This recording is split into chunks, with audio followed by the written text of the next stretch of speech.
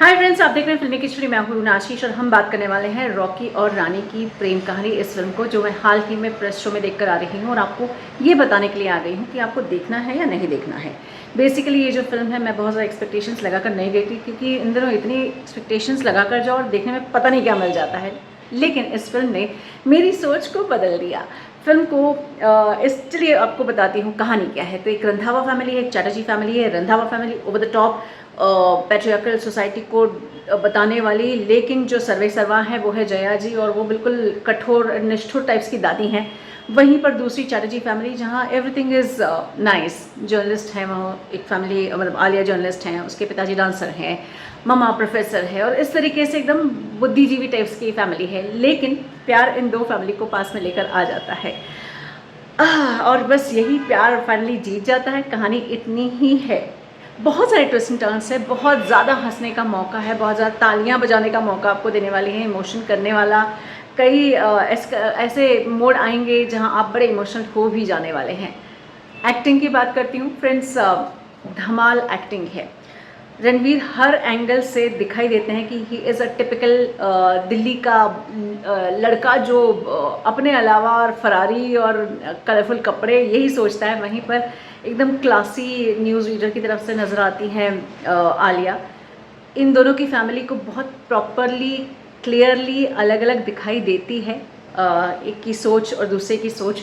वहीं पर धर्म जी का होना या फिर शबाना आज़मी या फिर जया जी का होना वो सोने पर सुहागा। इन तीनों को देखकर इतना मज़ा आ रहा था कि छोटी छोटी सी आपको रियलिटीज़ भी समझ में आती है कि हाँ, दादी ऐसी होती होगी और ऐसे ही करती होगी और ऐसे समाज में होती होगी। हालांकि थोड़ा सा फिक्शन तो रहेगा क्योंकि फिल्म है, बट फिर भी आपको मेक बिलीव हो जाता है कि चलो भाई ऐसा हो गया होगा, किसी फैमिली के साथ ऐसा हुआ होगा। जया जी वॉज अ सरप्राइज पैकेज। अगर यहाँ केमिस्ट्री की मैं बात करती हूँ तो रणवीर एंड आलिया की केमिस्ट्री धमाल कमाल और अमेजिंग है। तो वहीं पर उसी को टक्कर देने वाली एक दमदार महिला है जिसे सिर्फ अपनी सोच को आगे बढ़ाना है।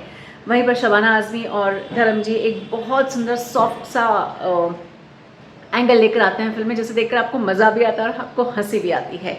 डायरेक्शन की अगर मैं बात करती हूँ तो मुझे लगता है डायरेक्टर यानी करण को बहुत ज़्यादा काम करने की ज़रूरत नहीं पड़ी होगी क्योंकि इतने सारे मंझे हुए कलाकार हैं, हर एक को अपना रोल मालूम है कहाँ कितना करना है। बस हाँ, शायद ओके रोलिंग टेक और वहीं पर कट के इतना ही बोलना पड़ा होगा। बाकी तो ये कलाकार बहुत खूबसूरती से खेल रहे थे। बहुत छोटी छोटी चीज़ों का ध्यान रखा गया है। तो एक वो जो बड़ा बड़ा सा सोच एंड ग्रैंडनेस होती है करण की फिल्म में, वो इसमें दिखाई दी है। इनफैक्ट ढोल बाजे रे मंजीरा बाजे रे, ये वाला जब गाना आता है तो मुझे अचानक से संजय लीला भंसाली जी की भी याद आई क्योंकि कितना कलरफुल माहौल बताया गया था। तो डायरेक्शन वाइज भी मुझे अच्छी लगी है। इसमें एक चीज़ जो मुझे थोड़ी सी खटक रही थी, इनफैक्ट दो तीन छोटी छोटी चीज़ें हैं जो खटक रही थी। एक तो इसका म्यूज़िक जो है, मुझे लगा कि जब आपके पास अरिजीत हो, श्रेया घोषाल और ऐसे मंझे हुए म्यूज़िक डायरेक्टर हो तो फिर उसमें पुराने गानों को इनकॉर्पोरेट करने की ज़रूरत नहीं पड़ती है, उसको इतने ज़्यादा रेट्रो में ले जाने की ज़रूरत नहीं पड़ती, इसलिए क्योंकि करण जौहर खुद अपनी फिल्म के म्यूज़िक के लिए जाने जाते हैं। तो जब आपके पास म्यूज़िक के लिए इतना अच्छा दिमाग है, इतना अच्छा सोच आप सकते हैं, तो फिर पुराने गानों के ऊपर क्यों। हालांकि झुमका गिरा इज़ ऑल्सो गुड सॉन्ग, उसमें कई और भी चीज़ें हैं, डोला रे डोला, वो मुझे ऐसा लगा कि आप खुद के गाने बनाए जा सकते थे। तो एक वो पॉइंट थोड़ा सा कमज़ोर लगा। दूसरा, तोता राय चौधरी जो कि खुद एक कथक डांसर दिखाए गए हैं, उनके हस्तक ठीक नहीं लगे।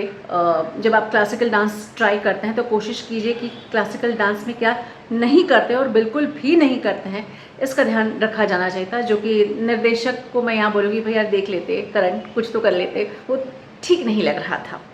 तीसरी बात, इसमें बहुत ज़्यादा समझाइश है, बहुत ज़्यादा लेक्चर है जिसकी ज़रूरत नहीं थी।